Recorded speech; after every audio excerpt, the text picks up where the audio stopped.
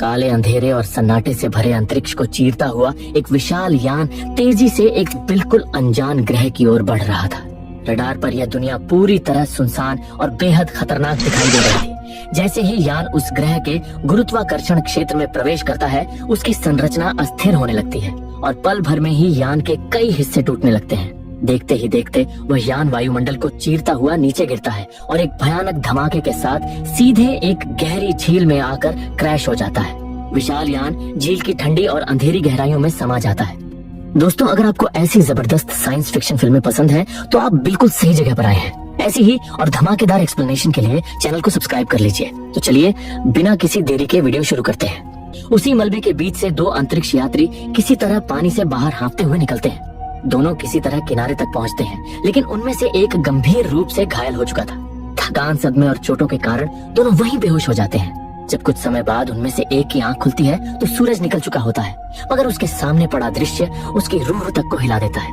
उसका दूसरा साथी मर चुका था और उसकी छाती पर किसी रहस्यमयी और बेहद ताकतवर जीव के पंजों के गहरे निशान बने हुए थे। ये देखकर उसका दिल दहल जाता है, क्योंकि वह समझ नहीं पा रहा था कि इस अनजान ग्रह पर ऐसा कौन सा खौफनाक प्राणी मौजूद है जिसने उसके साथी को इतनी बेरहमी से मार डाला था। लेकिन उसके पास शोक मनाने का वक्त नहीं था। वह तुरंत आसपास किसी और यान या जीवन के संकेत तलाशने लगता है, मगर उसे कोई सिग्नल नहीं मिलता।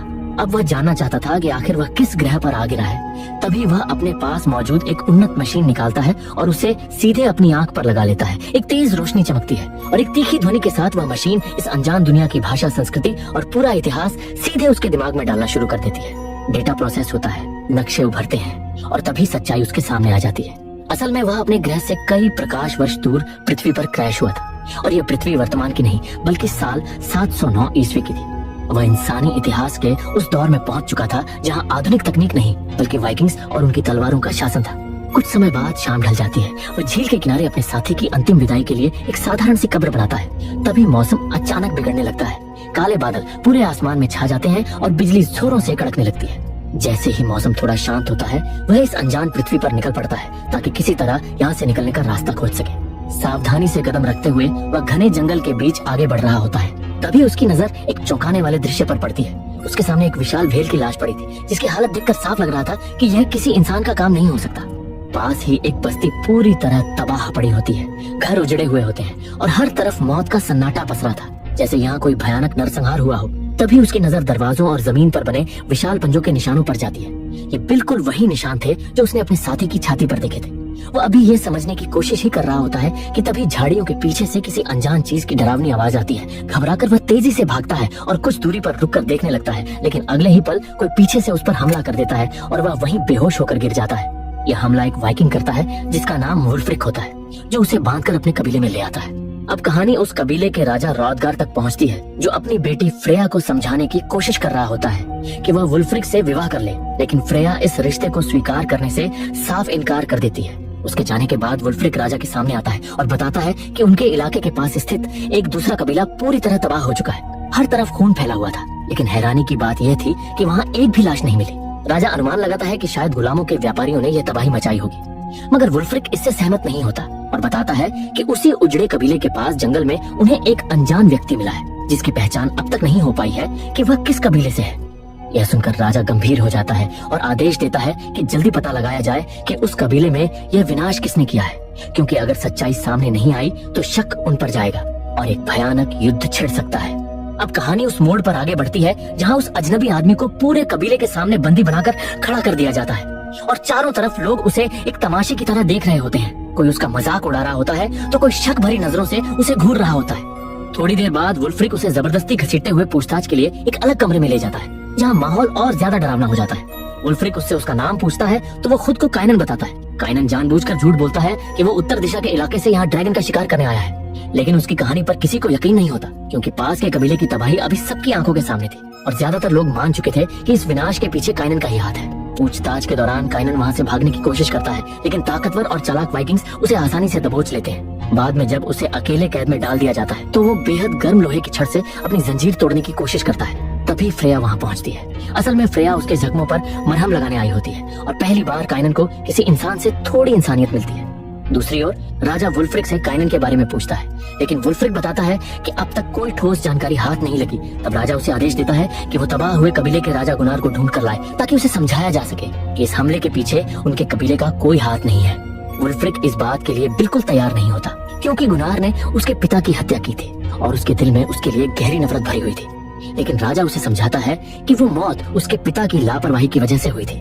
गुनार अकेला दोषी नहीं था। इधर फ्रेया काइनन से सीधे सवाल करती है कि क्या उसी ने पास के कबीले पर हमला किया था, लेकिन काइनन साफ इनकार कर देता है और तभी वो अचानक खुद को आजाद कर लेता है। फ्रेया और पहरेदार पर हमला करता है और वहाँ से अंधेरे में भाग निकलता है।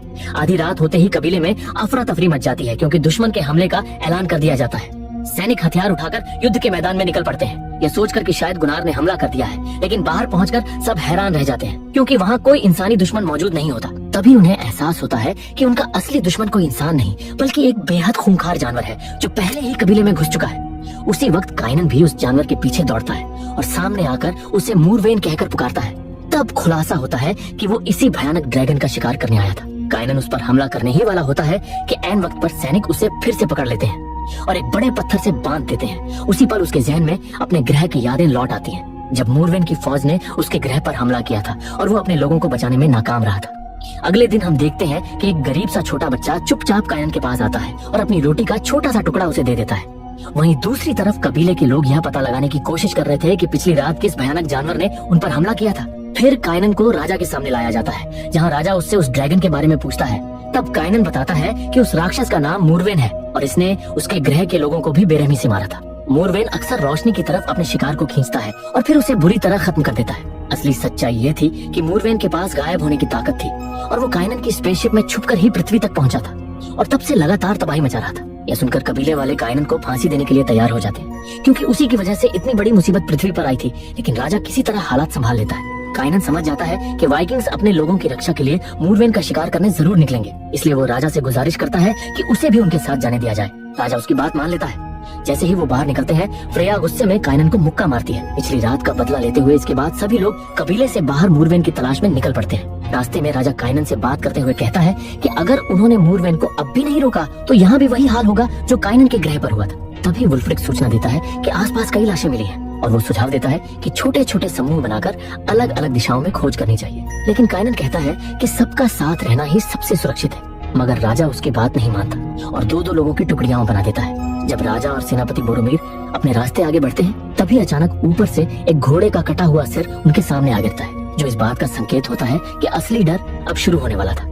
वहीं दूसरी तरफ कुछ सिपाहियों को जंगल के भीतर एक गुफा के बाहर बिखरी हुई सड़ी गली लाशें दिखाई देती हैं, जिनकी हालत देखकर किसी का भी दिल दहल जाए। तभी अचानक उन्हें उसी गुफा के भीतर से किसी के चीखने चिल्लाने की आवाज सुनाई देती है। आवाज सुनते ही बाकी फौज भी दौड़ती हुई वहाँ पहुँच जाती है और बिना देर किए सभी गुफा के अंदर घुस जाते हैं। लेकिन अंदर का दृश्य देखकर सबके होश उड़ जाते हैं, क्योंकि उनके सामने एक बेहद खूंखार भालू खड़ा था और पूरी गुफा लाशों से भरी पड़ी थी। ये सभी उसी तबाह हो चुके कबीले के लोग थे, इसलिए सभी को यही लगता है कि इस नरसंहार के पीछे इसी भालू का हाथ है।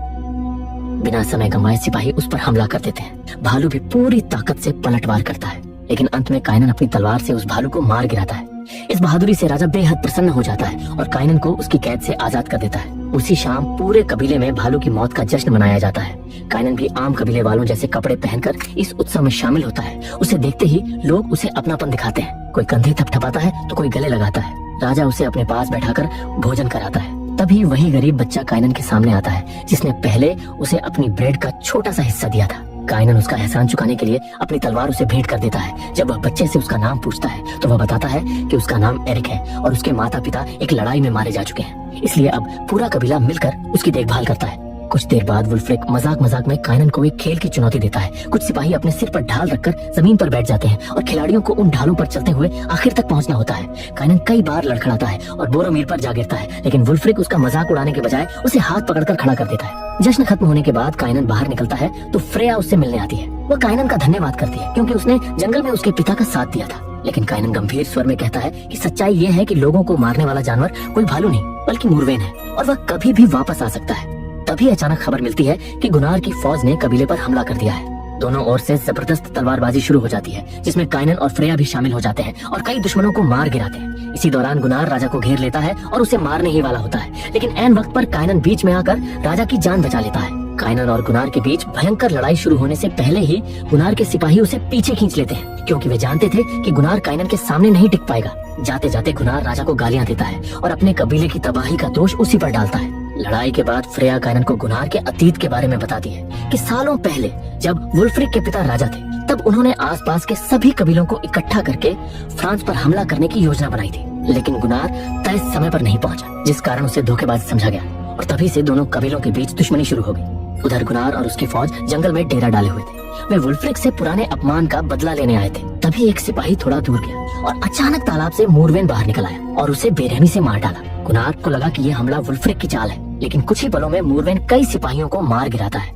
और अंत में गुनार अकेला उसके सामने रह जाता है। वह जान की परवाह किए बिना मूरवेन का सामना करने का फैसला करता है। इसी बीच गुनार के कुछ साथी जान बचाकर दूसरे कबीले की ओर भागते हैं और दरवाजा खोलने की भीख मांगते हैं। जब वुल्फ्रिक उन्हें देखता है तो उसे ये एक चाल लगती है और वह हमला करने का आदेश दे देता है। तभी गुनार खुद वहाँ पहुँचता है, जो किसी तरह मूरवेन से बचकर भाग आया था, लेकिन तब तक तीरों की बौछार में उसके सभी साथी मारे जा चुके होते हैं। अंत में सिर्फ गुनार बचता है, जिसे काइनन किसी तरह सिपाहियों से बचाकर दरवाजे खुलवाता है। गुनार के अंदर आते ही वुल्फ्रिक उसे मारने दौड़ता है, लेकिन तभी सभी की नजर जंगल में चमकती नीली रोशनी पर पड़ती है। वह रोशनी एक आदमी को बेरहमी से नोच कर खा जाती है। कुछ ही पलों में नीली रोशनी लाल हो जाती है और तभी जो दृश्य सबके सामने आता है वह देखकर उनके पैरों तले जमीन खिसक जाती है। वह नीली रोशनी मूरवेन ही था और तभी वह जंगल की गहराइयों में भाग जाता है। अब सबके सामने सच्चाई पूरी तरह साफ हो चुकी थी कि इन खौफनाक हमलों के पीछे किसी भालू का नहीं, बल्कि उस दूसरी दुनिया के जानलेवा जीव मूरवेन का ही हाथ था। इस खतरे से निपटने के लिए राजा ने पूरे कबीले की सभा बुलाई, जहाँ गुनार और वुल्फ्रिक अब भी एक दूसरे के आमने सामने खड़े थे और दोनों की आंखों में पुरानी दुश्मनी साफ झलक रही थी। गुनार ने सबको बताया कि जब उसने मूरवेन पर तलवार से वार किया तो ऐसा लगा जैसे वो किसी जिंदा प्राणी पर नहीं बल्कि पत्थर की दीवार पर हमला कर रहा हो।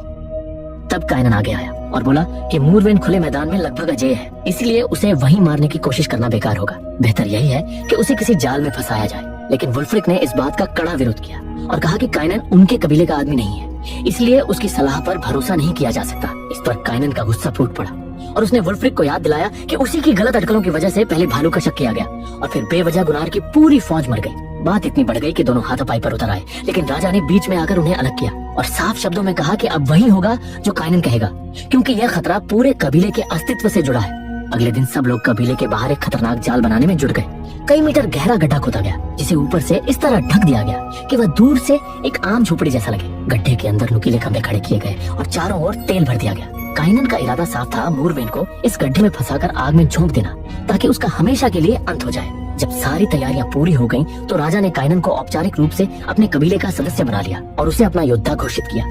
इसी बीच पिछली रात के हमले में घायल एक सिपाही को होश आता है, लेकिन वह खुद को चारों ओर लाशों से घिरा पाता है और इससे पहले कि वह कुछ समझ पाता, मूरवेन उसे भी बेरहमी से मार डालता है। दूसरी ओर काइनन और फ्रेया अपनी झोपड़ी में बैठकर सूप पी रहे होते हैं और यही काइनन पहली बार अपने अतीत की पूरी सच्चाई बताता है। वो बताता है कि उसके ग्रह के लोग पूरे ब्रह्मांड पर राज करना चाहते थे और इसी लालच में उन्होंने मूरवेन की प्रजाति पर हमला किया। भीषण बम धमाकों से उनका ग्रह तबाह कर दिया गया और जो मूरवेन बचे उन्हें चुन चुनकर मारा गया।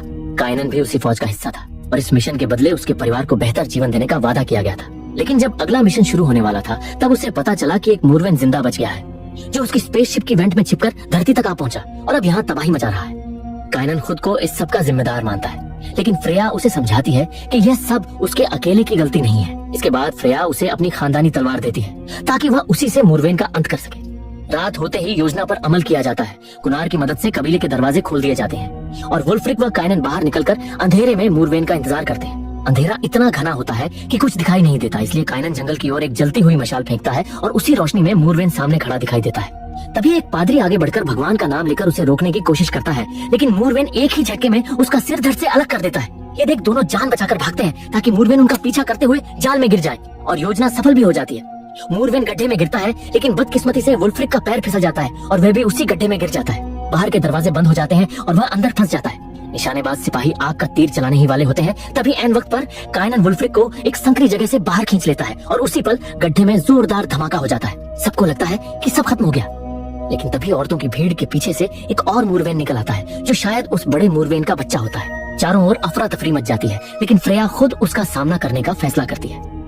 उसके पिता मदद के लिए आगे आते हैं, मगर मूरवेन उन्हें भी पछाड़ देता है। तभी जलता हुआ पहला मूरवेन गड्ढे से बाहर कूद पड़ता है और आम लोगों पर हमला शुरू कर देता है। वुल्फ्रिक और काइनन मिलकर उससे लड़ते हैं, लेकिन वह बहुत ताकतवर साबित होता है कुन्हार मदद के लिए आता है, मगर मूरवेन अपनी पूंछ के एक ही वार में उसका सिर धड़ से अलग कर देता है और जंगल की ओर भाग जाता है। उसी वक्त एरिक काइनन को बताता है कि एक और मूरवेन है जिससे फ्रेया अकेले लड़ रही है। काइनन तुरंत दौड़कर वहां पहुंचता है और देखता है कि फ्रेया अपने पिता की लाश को गोद में लेकर टूट चुकी है। काइनन किसी तरह उसे हिम्मत देता है क्योंकि लड़ाई अभी खत्म नहीं हुई थी। अगली सुबह मूरवेन के खौफ से पूरा कबीला अपना घर छोड़ने पर मजबूर हो चुका था। लोग अपनी नावों में सवार होकर उस धरती से दूर जाना चाहते थे जहां अब सिर्फ मौत और तबाही बची थी। एरिक काइनन के पास आता है और कहता है कि वह उसके साथ ही कबीले में रुकना चाहता है, लेकिन काइनन उसे प्यार से समझाता है कि यह जगह अब सुरक्षित नहीं रही और उसे बाकी लोगों के साथ चला जाना चाहिए। वह एरिक से वादा करता है कि वे फिर जरूर मिलेंगे। इसके बाद काइनन वुल्फ्रिक के पास जाता है। राजा की मौत के बाद अब वुल्फ्रिक ही अगला राजा था, लेकिन चारों तरफ फैली तबाही देखकर वह अंदर से टूट चुका था। तब काइनन उसका हौसला बढ़ाते हुए कहता है कि वे दोनों मिलकर मूरवेन का अंत करेंगे ताकि कबीले के लोग दोबारा सुकून से जी सके। इसके बाद काइनन बोरोमीर को नए हथियार तैयार करने की जिम्मेदारी सौंपता है और फिर फ्रेया और वुल्फ्रिक के साथ उस तालाब पर जाता है जहां उसकी स्पेसशिप गिरी थी। काइनन पानी की गहराइयों में उतरकर अपने जरूरी उपकरण ढूंढता है। तभी उसे तालाब में मूरवेन की झलक दिख जाती है। वह तुरंत बाहर निकल आता है, लेकिन बाहर आते ही हालात और भी डरावने हो जाते हैं। जिस नाव से वे आए थे वह पूरी तरह टूट चुकी थी। वुल्फ्रिक बेहोश पड़ा था और फ्रेया का कहीं कोई पता नहीं था। उधर बोरोमीर एक नया भाला बनाने में जुटा था। तभी काइनन वहां पहुंचता है, भाला उठाता है और जमीन के नीचे बने एक गुप्त रास्ते में उतर जाता है। उसके साथी भी उसके पीछे पीछे चलते हैं। वहीं दूसरी ओर एक अंधेरी गुफा में फ्रेया की आंख खुलती है तो वह खुद को लाशों के ढेर के बीच पाती है। जैसे ही वह भागने की कोशिश करती है, मूरवेन उसके सामने आ जाता है, लेकिन उसी पल उसे काइनन और उसके साथियों की आहट मिलती है और वह फ्रेया को छोड़कर उनकी तरफ बढ़ जाता है। इधर काइनन और उसके साथी गुफा में आगे बढ़ते हैं जहां उनके सामने उबलते लावे से भरा एक खतरनाक गड्ढा होता है। तभी मूरवेन उन पर हमला कर देता है। काइनन और उसके साथी बिना जान की परवाह किए उससे लड़ते हैं। वे छोटे मूरवेन को मार गिराते हैं, लेकिन उसी दौरान दूसरा मूरवेन बोरोमीर को मौत के घाट उतार देता है। उधर फ्रेया उठती है तो एक जख्मी मूरवेन उसके सामने आ जाता है जो अब देख नहीं सकता था और सिर्फ आवाज से उसे खोज रहा था। काइनन और वुल्फ्रिक दूसरी तरफ से फ्रेया को पुकारते हैं। उनकी आवाज सुनकर मूरवेन उसी दिशा में हमला कर देता है और फ्रेया एन वक्त पर कूद कर बच जाती है। हमले से दीवार में एक छोटा सा छेद बन जाता है जिससे फ्रेया को काइनन तक पहुंचना होता है, लेकिन रास्ता बेहद तंग होता है। तब काइनन उसे भाला देता है और फ्रेया पूरी ताकत से वार करके मूरवेन को मार गिराती है। आखिरकार काइनन और फ्रेया फिर से एक साथ होते हैं, लेकिन खुशी का वक्त नहीं होता क्योंकि गुफा में पड़े लाशों के ढेर को देखकर दोनों सन्न रह जाते हैं। तभी उन्हें भारी कदमों की आवाज सुनाई देती है। बड़ा मूरवेन वापस आ चुका था और अपने मरे हुए बच्चे को देखकर वह आग बबूला हो जाता है और काइनन के खून का प्यासा बन जाता है। काइनन, फ्रेया और वुल्फ्रिक भागते हुए गुफा से निकलकर पहाड़ी की चोटी पर पहुंचते हैं, लेकिन वहां से निकलना बेहद मुश्किल होता है। पैर फिसल रहे होते हैं। फ्रेया उतरने की कोशिश करती है लेकिन फिसल जाती है और ऐन वक्त पर काइनन उसका हाथ पकड़कर उसे बचा लेता है। तभी मूरवेन वहां आकर वुल्फ्रिक पर जानलेवा हमला कर देता है और उसे उठाकर काइनन की तरफ फेंक देता है। फिर वापस गुफा में घुस जाता है। काइनन तलवार लेकर उसका पीछा करता है और उसकी टांग काट देता है। खून बहता देख मूरवेन पीछे से काइनन पर झपटने ही वाला होता है कि उसी पर फ्रेया पीछे से हमला कर देती है। काइनन पलटकर लगातार वार करता है। मूरवेन उसे घसीटते हुए पहाड़ी की चोटी तक ले जाता है जहां फ्रेया पीछे से उसे पकड़े रहती है। आखिरकार काइनन आखिरी वार में मूरवेन का हाथ काट देता है और वह गहरी खाई में गिर जाता है। इसके बाद दोनों वुल्फ्रिक के पास जाते हैं जो गंभीर रूप से घायल होता है। वह पूछता है क्या मूरवेन मर गया है और दोनों हामी भर देते हैं। मरते हुए वुल्फ्रिक काइनन को अपना लॉकेट देता है जिसका मतलब होता है कि अब अगला राजा वही होगा। इसके बाद कबीले के लोगों को मूरवेन की मौत की खबर दी जाती है। काइनन फ्रेया से अपने प्यार का इजहार करता है और फिर फ्रेया से शादी करके कबीले का नया राजा बन जाता है। वह एरिक को गोद ले लेता है और धरती पर अपने नए परिवार के साथ हमेशा के लिए बस जाता है। और इसी के साथ यह फिल्म यहीं खत्म हो जाती है। अगर आपको ये वीडियो पसंद आई हो तो लाइक करना ना भूलें और ऐसी ही सिनेमैटिक एक्सप्लेनेशंस देखने के लिए मूवीवर्स हिंदी को सब्सक्राइब करें। मिलते हैं अगली वीडियो में। तब तक के लिए कीप वॉचिंग और कीप ट्रैवलिंग अक्रॉस द मूवीवर्स।